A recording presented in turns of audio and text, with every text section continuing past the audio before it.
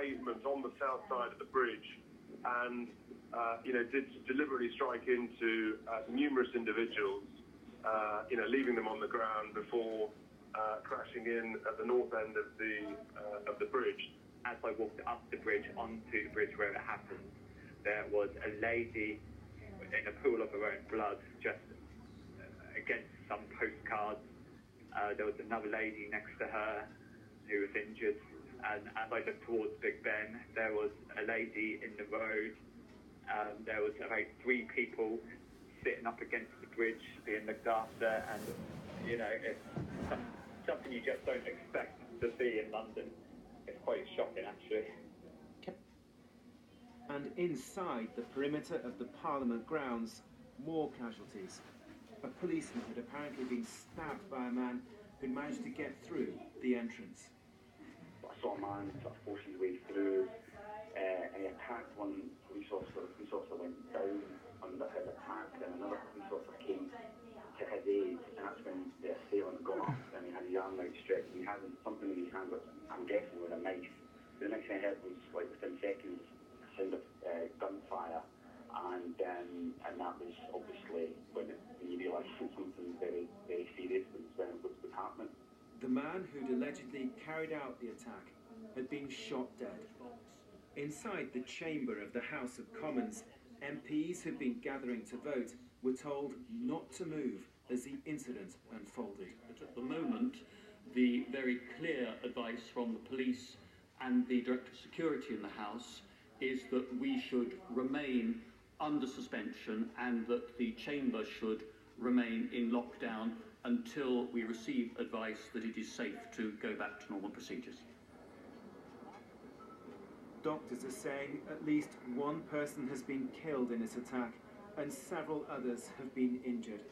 We know there are a number of casualties, including police officers, but at this stage we cannot confirm numbers or the nature of these injuries. Our response will be ongoing for some time, and it is important that we gather all possible information and evidence. Public safety is our top priority, and we are reviewing our policing stance across London and throughout the capital this afternoon. There will be additional officers on duty and deployed across the capital. This evening, the whole area remains sealed off as a counter-terrorism investigation gets underway. Richard Galpin, BBC News. Well, here at Westminster, you can probably hear some of the sirens and ambulance just going past right now. An awful lot of police vehicles as well around where we are, just at the edge of the police cordon and down the road of the Palace of Westminster. We are just hearing that MPs and peers have been leaving the Palace of Westminster. It's been in lockdown ever since this incident began after lunch. It's been in lockdown. People were told to stay where they were, including MPs and peers. But in the last few minutes, they've been moved away from the Palace of Westminster to Westminster Abbey, we understand. The Prime Minister was also moved from Parliament back to Downing Street. Well, you saw some of the Metropolitan Police Commander talking there in that report from Richard Galpin. Let's hear in full now that statement from the Metropolitan Police and their Commander, B.J. Harrington, a short time ago. Since 2:40 this afternoon, the MPS has responded to an incident in the area of Parliament Square, and the Senior National Coordinator has declared this a terrorist incident. And although we remain open-minded to the motive, a full counter-terrorism investigation is already underway.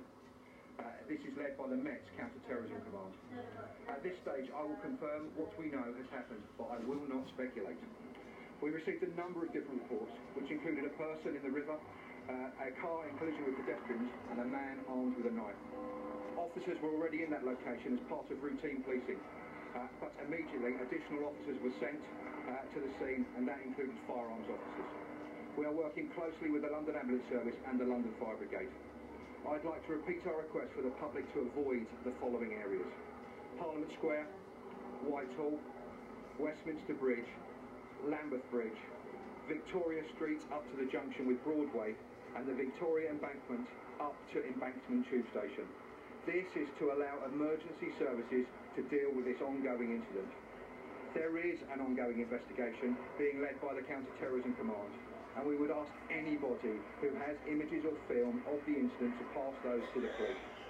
We know there are a number of casualties, including police officers, but at this stage we cannot confirm numbers or the nature of these injuries. Our response will be ongoing for some time, and it is important that we gather all possible information and evidence.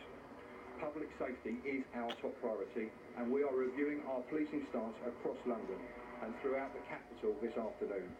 There will be additional officers on duty and deployed across the capital. I would like to ask the public to remain vigilant and let us know if they see anything suspicious that causes them concern, and if they do, to dial 999 immediately. The Acting Commissioner, Craig Mackey, is being treated as a significant witness, as he was at the scene when the incident started. Whilst he is not injured, it would be inappropriate for him to be here to talk about the incident at this stage. Our thoughts and his thoughts are with all of those involved and responding to that incident this evening. I would stress that if anyone has information about today's incident, they are urged to call 0800 789 321. And I would stress, if the public have any information or see anything suspicious, to dial 999 immediately. At this stage, does the incident seem to be over? And I'm not going to speculate. You'll see the response that we've got here, officers responding. I want to stress that it's our priority to keep London safe.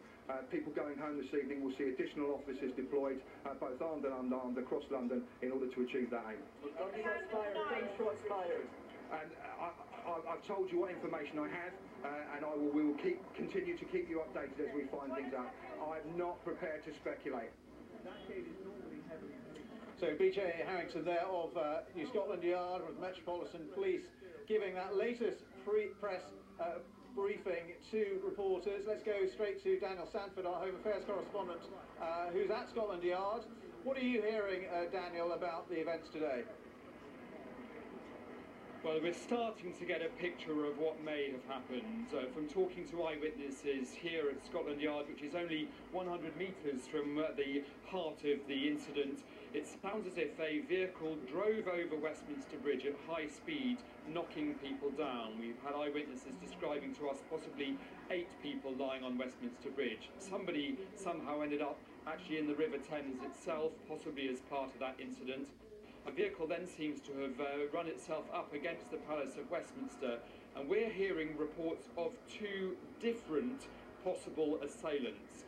One has been described to me by eyewitnesses as a white person, possibly with bald hair, carrying what looked to be 2 large knives, and a second one, which seems to be the man being arrested by police in Old Palace Yard, appears to be a black man with a goatee beard. And talking to police officers around here, there does seem to be a feeling that there may have been 2 people in the vehicle. So a possible, and I stress at this stage, a possible picture of a vehicle with 2 people in it, one black, one white, mowing people down on Westminster Bridge, and then the people inside then trying to get inside the Palace of Westminster itself.